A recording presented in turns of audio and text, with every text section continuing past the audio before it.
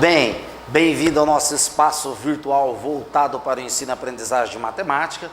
E hoje nós vamos falar de uma função especial, uma função que possui modelos matemáticos dos principais problemas que nós enfrentamos no dia a dia e nem percebemos que é um problema matemático. Muitas vezes, dando aula no ensino médio, o aluno, professor, para que eu uso isso? E é claro, toda a razão de perguntar, porque nós devemos contextualizar o ensino e trazer a realidade matemática do dia a dia da sala de aula. E essa função, chamada de função afim, ela é importantíssima para criar modelos matemáticos aplicados para questões como preço de uma corrida de táxi. Eu compro, todos os dias eu compro 10 pães, né? Por dia. Em um mês, quantos pães eu vou comprar? A função que trata de problemas elementares reais do nosso dia a dia, tá certo? E nós vamos mostrar aqui como funciona o seu gráfico, o seu comportamento e até mesmo a sua monotocidade. E professor, já começou a falar difícil, hein? Monotocidade, o que é isso? Não sei se você sabe, aluno, toda função ela pode ser crescente ou decrescente. Quando eu digo que uma função é monótona, significa que ela pode ser crescente ou decrescente. Uma função constante não é monótona, porque ela nem cresce nem decresce em seu domínio, tá certo? Então vamos lá? Primeiro vamos definir o que é a função afim, né? Vamos definir. E nessa definição, você tem que aprender a ler, aluno. Matemática se ler muito. Os alunos do ensino médio hoje têm dificuldade de aprendizado porque não lê. Você tem que saber o que é uma função afim, o que é uma função injetora, sobrejetora, bijetora, que foi coisas que nós vimos nas aulas passadas. E agora nós vamos trazer várias aulas para vocês de todos os tipos de função. Função afim, função quadrática, função inversa, função composta, função trigonométrica, função exponencial, função logarítmica, que são as principais funções, função modular, que são as principais funções dos maiores vestibulares do Brasil, tá certo? Então vamos definição. O que é uma função afim? Olha lá, ó. Uma função f de reais para reais é dita afim quando existir constantes reais a e b, tais que f de x é igual a x mais b, com a diferente de zero e x pertencente a todos os reais. Quer dizer que o x é a variável independente, é aquela variável que varia para dar o valor na função. Então toda função ela tem um modelo matemático. Vou fazer um rascunho aqui. E a função afim, ela tem um modelo matemático do tipo f de x igual a x mais b. Professor, isso aqui é uma função afim? Sim. É uma forma, uma notação. Quando a gente escreve f, nós estamos dizendo aplicação. Quando a gente coloca y, nós estamos dizendo que a variável y está variando de acordo com o x. Então isso aqui é um modelo matemático aplicado, tá certo? E essa função, à medida que o x varia em seu domínio, o valor de y também varia. Nós temos duas variáveis aqui, a variável dependente e a variável independente. A variável independente, são os valores de x que representam o domínio da função. A variável dependente são os valores de y, que está relacionado com o contradomínio, que me gera a imagem da função.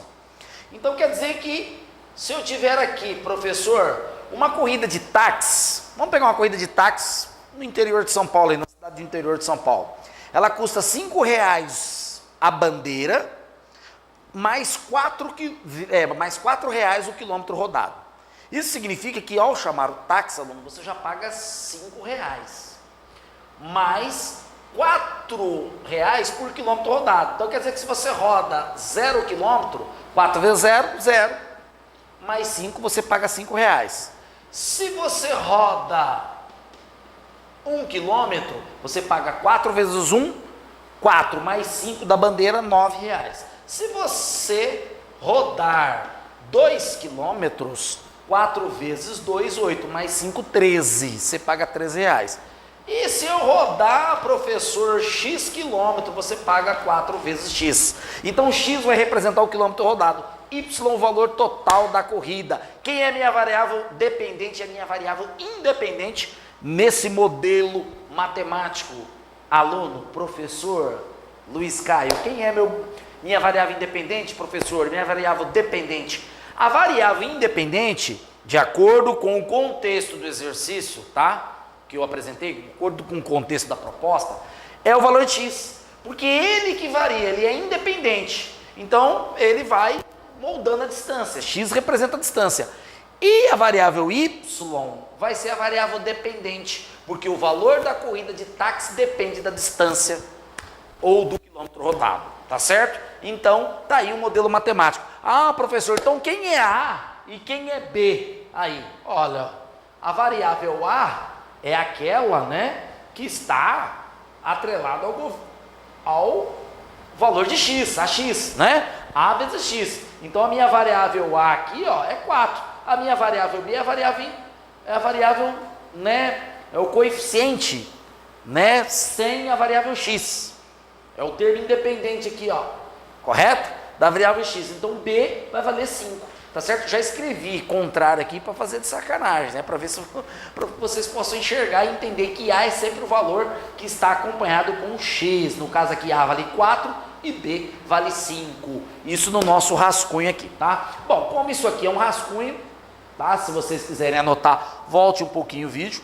Nosso espaço é pequeno, nós estamos usando o método tradicional de ensino, tá? Nós não estamos usando outros métodos. Queremos dar essa proposta para vocês de aulas, né?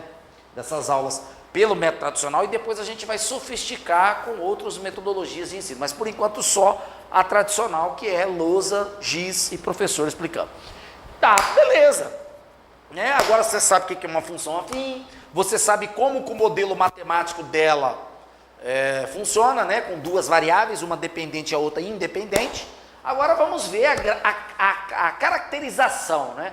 A função afim ela tem três situações características. Três características que são fundamentais para uma função afim. A primeira, o seu gráfico é uma reta não paralela aos eixos coordenados. O seu gráfico é uma reta não paralela aos eixos coordenados. Isso significa que ela é uma reta inclinada. Pode ser inclinada para baixo ou para cima, né, do jeito que está aí. Mas na realidade o que a gente faz, né, vou fazer outro rascunho aqui. Depois eu vou desenhar os dois gráficos aqui para a gente fazer direitinho. A reta pode ser inclinada para a esquerda ou a reta pode ser inclinada para a direita. Isso aqui é rascunho, alunos, tá? Só para a gente poder não se perder. Quando eu digo que o aluno tem que ler, é interessante vocês anotar essa caracterização. Anotar isso e entender, todas as vezes que ler, entender isso, tá certo? Então a primeira característica, o gráfico é uma reta não paralela aos eixos coordenados. Uma reta paralela aos eixos coordenados seria uma reta assim, ó.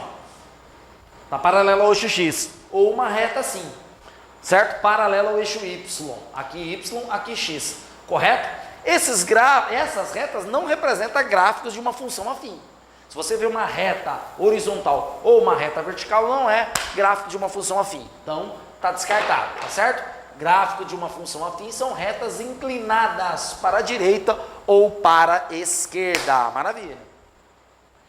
É uma função monótona em todo o seu domínio. O que significa monotocidade, alunos? Coisas que não falam muito, não se fala muito em sala de aula hoje em dia. O aluno pergunta, nossa, que palavra difícil, hein? Vou olhar no dicionário. Pode olhar.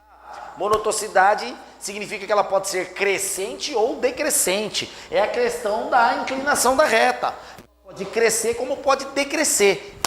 Por exemplo, uma coisa não monótona. Quer ver só uma coisa não monótona? Ó, se você tem uma reta assim, ó, um gráfico com uma reta assim, isso aqui não é monótono. Não cresce ou decresce em todo o seu domínio. Tá certo? Correto? Então, isso aqui não é monótono. É uma função periódica, né? De período, enfim. Mas não tem monotocidade. Correto? A não ser que eu esteja considerando daqui até aqui, ó. Né? Desse ponto a esse ponto. Aqui ela cresce. Correto? Mas em todo o seu domínio ela não tem monotocidade. Então, ela não é crescente nem decrescente. Bom, se ela é monótona em todo o seu domínio, ela pode ser crescente ou decrescente, não é? Professor, como que eu escrevo uma função crescente? Olha só como que os livros matemáticos, né, representam em forma de simbologia, notação matemática. Outra coisa que os alunos do ensino médio têm dificuldade de ler matematicamente as coisas. Então aqui nós procuramos escrever matematicamente para você entender matematicamente. Nada de macete, tá certo? Macete é para aluno que já é bom, correto? O aluno que quer aprender não pode aprender por forma de macete, tem que aprender na realidade nua e crua. Então vamos lá.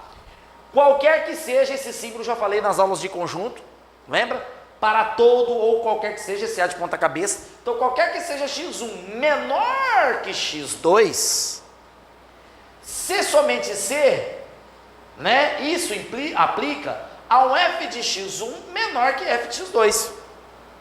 Então, dado um x1 menor que x2, correto? Esse gráfico me leva, essa função me leva para cada x1 menor que x2 em seu domínio, essa função vai gerar um f de x1 menor que f de x2. Tá certo? Correto? Vamos ver no gráfico como se comporta? Essa questão de monotonicidade é muito importante. Então a gente vai fazer com régua, fazer um gráfico bonitinho, com régua e tudo mais. Então vamos lá, ó. Primeiro, modelo matemático da função. F de x é igual a x mais b com a diferente de zero, certo? A diferente de zero. Se A aqui tem que ser diferente de zero, porque se esse A for igual a zero, eu tenho uma função constante, correto? Aí, eu vou montar o gráfico aqui de uma função crescente em todo o seu domínio. Então, vamos lá montar um plano cartesiano, um x, uma função monótona crescente. Primeira coisa para a função ser crescente, o valor de A aqui, ó, tem que ser maior que zero. Esse A que está aqui tem que ser maior que zero. Então, A, ele é diferente de zero. Então, ele tem que ser maior que zero, certo? Se ele é diferente de zero, lembra, alunos, quando nós fizemos a aula de conjunto dos números inteiros? Um número é diferente de zero, ou ele pode ser maior que zero ou menor que zero. Se ele é maior que zero, ele está à direita do zero. Se ele é menor que zero, ele está à esquerda. Não esqueça disso, hein? Se não se lembra, volta lá na aula de conjuntos numéricos, conjunto dos números inteiros. Bom, aí, né, aplicando essa situação, todas as vezes que o A for maior que zero, você vai produzir uma reta inclinada para a direita, ó, assim, ó, né, inclinada para a direita, nesse modelo, tá? Esse ponto aqui é o ponto B, onde ela toca o eixo Y. Se eu zerar x, ó, A vezes, né, se eu zerar o x aqui, no seu domínio, A vezes 0, 0, mais B está aqui. Esse ponto aqui é quando eu zero o Y. O Y é igual a 0. Passo o B para lá, menos, passa dividindo, aqui vai ser menos B sobre A o valor. Eu pego B negativo, divido por A, vai me dar um valor aqui. Correto? Bom, se ela é crescente, o que tem que acontecer? Qualquer x1 menor que x2 tem que me produzir um f de x1 menor que f de x2. Vamos lá? Pega um x1 aqui, ó. Certo? E aí eu vou pegar um x2 aqui. Princípio da boa alternância, alunos. Por que eu posso afirmar que x2 é maior que x1 aqui na reta? Só porque está na reta? Só porque tá mais na frente do que x1? Não. O princípio da boa alternância diz o seguinte: qualquer número à direita é sempre maior do que aquele que está na esquerda. Nossa, óbvio, né? É óbvio, mas esse princípio, em muitas demonstrações matemáticas, o aluno erra. Tá certo?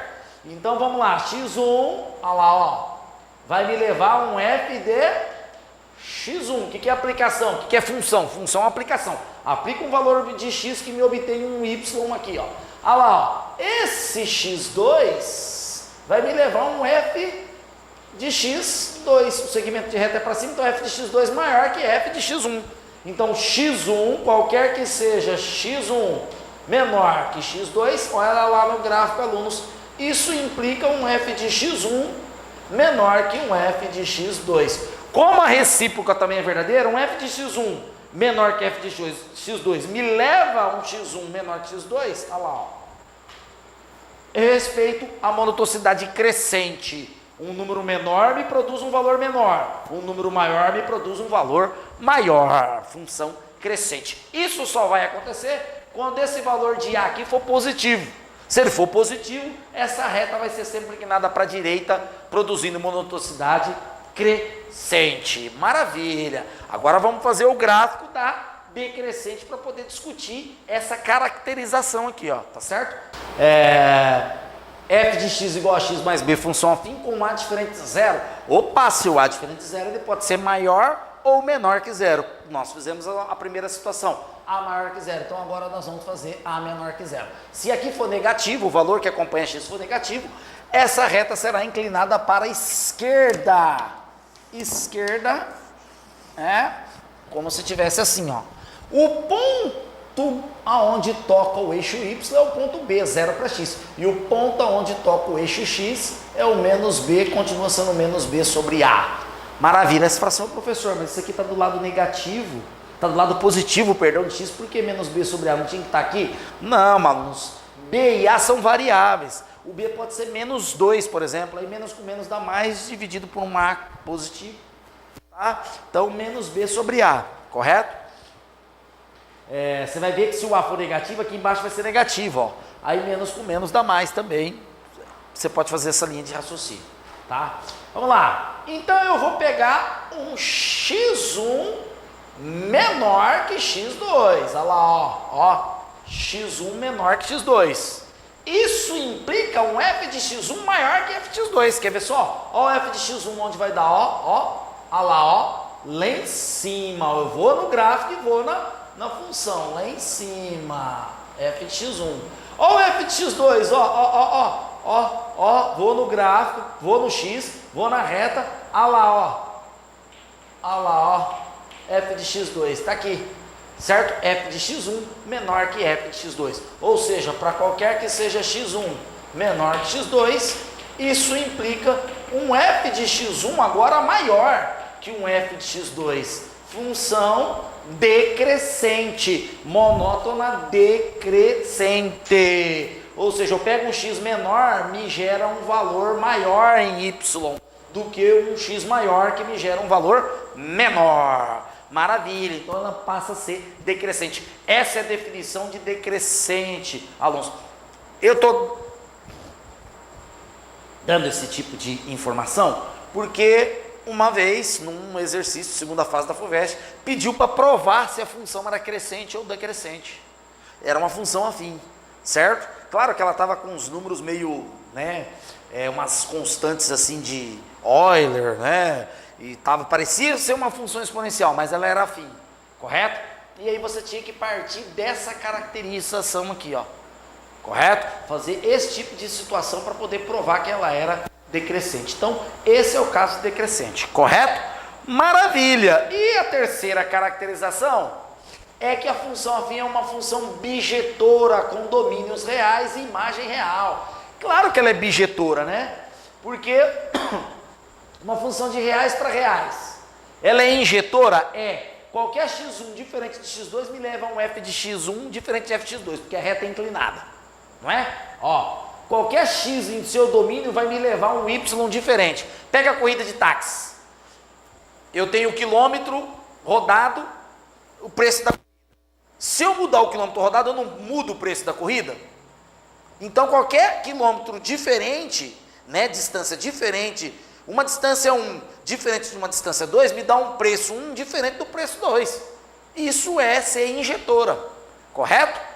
Como o domínio é infinito, a imagem também é infinita. Na corrida de táxi eu não posso rodar infinitas distâncias?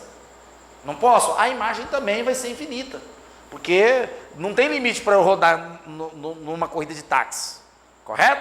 Então, o contradomínio será igual à imagem. Contradomínio igual à imagem, ela é sobrejetora. Se ela é sobrejetora e se ela é injetora, ela passa a ser bijetora. Aí você pergunta, Sky, qual que é a importância da função bijetora? A hora que nós estudarmos função inversa, você vai ver o seguinte, que a função, para ela admitir função inversa, ela tem que ser bijetora. Se ela não for bijetora, ela não admite inversa. E você vai ver isso nos próximos capítulos, tá certo? Ok? Então aqui está aqui a função afim.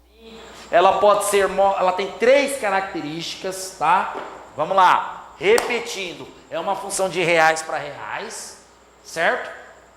Tais que ela tem duas constantes A e B reais, aonde ela pode ser escrita com o seguinte modelo matemático: f de x é igual a x mais b. Esse é o modelo matemático da função afim. Um exemplo clássico foi a corrida de táxi, y é igual a 5 mais 4x. Toda vez que você vê um modelo matemático com duas variáveis x e y elevado a expoente 1, né? Considerado do primeiro grau, é uma função afim, ela tem essa cara, correto? Ela tem três características fundamentais. Primeiro é o seu gráfico. O seu gráfico é uma reta que não é paralela ao eixo x e nem ao eixo y.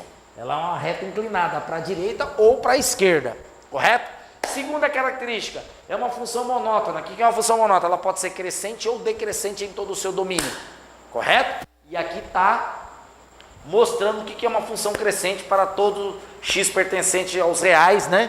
Você tem a caracterização de crescente e decrescente. Ah, eu esqueci de colocar a menor que zero aqui, tá?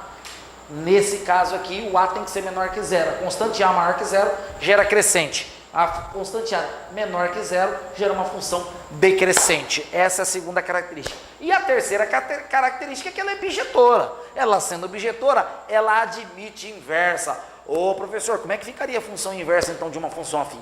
Pega a corrida de táxi, tá certo? O preço da corrida não depende do quilômetro rodado? Na função afim, o preço da corrida depende do quilômetro rodado. A função inversa me gera uma função que o quilômetro rodado depende do preço da corrida. Ah, se eu pago tanto na corrida, quer dizer que eu andei tantos quilômetros. É uma função contrária, né? Função contrária não, perdão. É uma função inversa a essa função aqui. Maravilha, um problema do dia a dia, que é uma corrida de táxi simples, comum, a gente pode transformar num modelo matemático, criar um gráfico e dizer se é crescente ou decrescente, tá certo? Agora nós vamos fazer 3 exercícios, exercícios assim, tranquilos, resolução de problema do dia a dia. Eu gostaria que vocês acompanhassem com muito carinho e prestassem atenção. Teste seus comentários, dê um like em nossos vídeos, em nossas aulas, se inscreva em nosso canal, porque sugestões e críticas serão bem-vindas. E nas próximas aulas traremos conteúdos maravilhosos para vocês, tá certo? Vamos lá, vamos aos exercícios?